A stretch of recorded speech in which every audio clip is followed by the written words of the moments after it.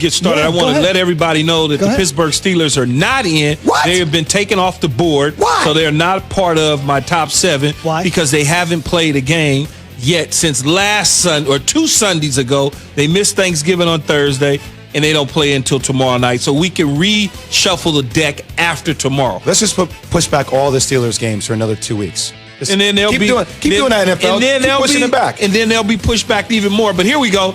Lucky number 7 find themselves in the rankings of the Minnesota Vikings after a tough win on Sunday against the Carolina Panthers. Settle down, Kirk. Settle down.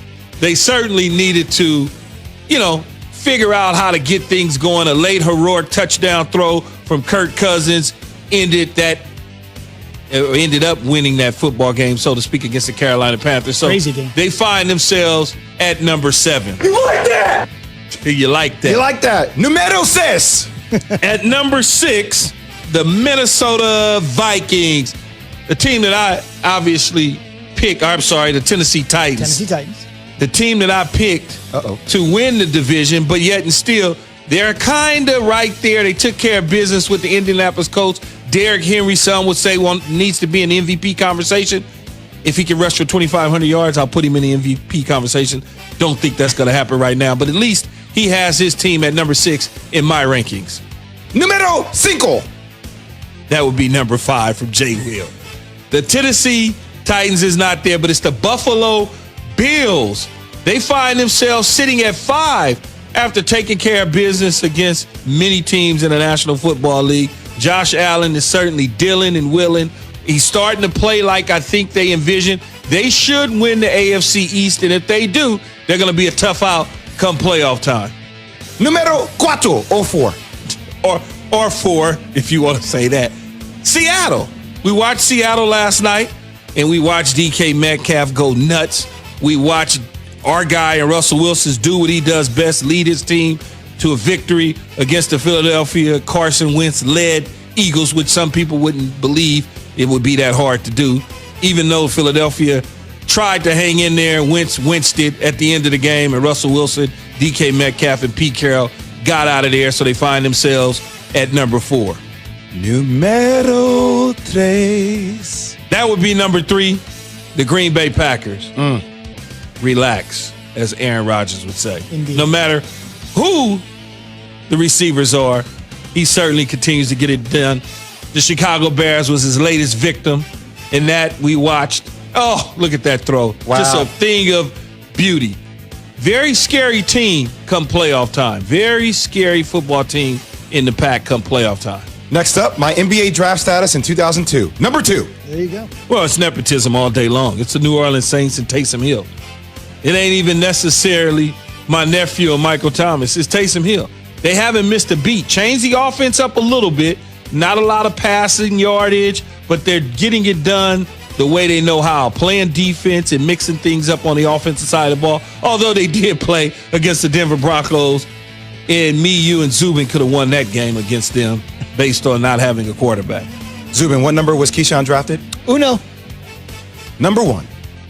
The number 1 team in the land is the Kansas City Chiefs.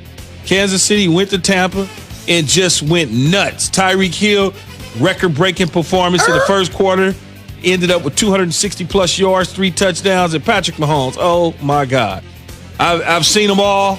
I've seen them all the great ones. I've seen them in my era, not in the 1960s. But the great ones in my era, and Patrick Mahomes, by far, is at the top of that list. And those are Keys Real Rankings. Give me 1 second while I turn off the SAP button on my set here for just 1 second. Go back to full scale English. Okay, I've got it. I punched the button.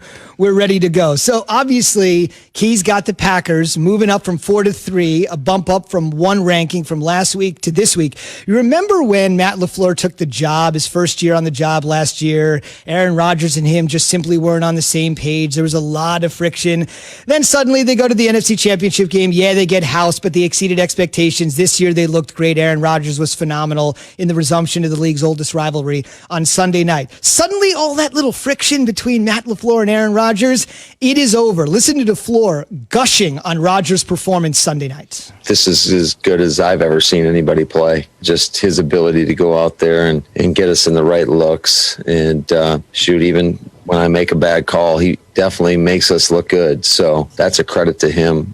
He is playing, in my eyes, is that he's an MVP player, no doubt about it. And I wouldn't want any other quarterback on our football team.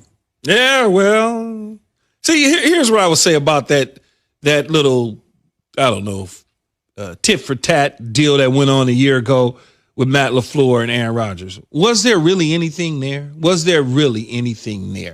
Or were people watching the body language and kind of saying that Matt LaFleur is in for one because at the end, Mike McCarthy and Aaron Rodgers didn't see eye to eye. And when they won that first game, Aaron Rodgers and the team celebrated with Petman, the defensive coordinator, by dumping the water buckets on him. Right. So is that why we took that? Then they drafted a quarterback in the first round of this year's past draft in Jordan Love, and we said it's the end of Aaron Rodgers. Is that why? Because clearly I don't follow it that way. I've always felt like Aaron Rodgers is Aaron Rodgers. You're not going to get a lot of, especially from quarterbacks, you're not getting, I don't like this guy. You got to read between the lines with QBs because they want this mystery out there about who they are, what their personalities are, and I'm the leader of the team. So Aaron Rodgers is never going to say, I love the coach, he's the greatest ever, and he's never going to say, I don't like this guy, get him out of here. So people try to source through it. Then they go out there and they draft a quarterback instead of a receiver that most people thought, they need a receiver. They only got Devontae Adams. If you really watch the Green Bay Packers, they had receivers. They just kept getting hurt. They had receivers. Whether it was St. Brown, whether it was Devontae, whether it was Lazar, they had guys. And so everybody just assumed that they didn't get along. Well, I think people are changing their tunes now. And now you hear the head coach come out and say he don't want any other quarterback. Is he lying to us? I would say no. Jay, you have an NBA comp here that you could sort of form with Rodgers. I just feel like they are the San Antonio Spurs of the NFL, right? All their guys are homegrown. When you think about, Devontae Adams, Aaron Jones, guys that have grew up in the organization, right? Guys that they have drafted in the second round. Hey, these are our guys long-term, very similar to the Spurs. They're not a flashy team with the exception of Aaron Rodgers, who will make a flashy play every once in a while. That's typically how the Spurs won their championships. They have an incredible fan base. They're always in the mix, and they're not in a large market.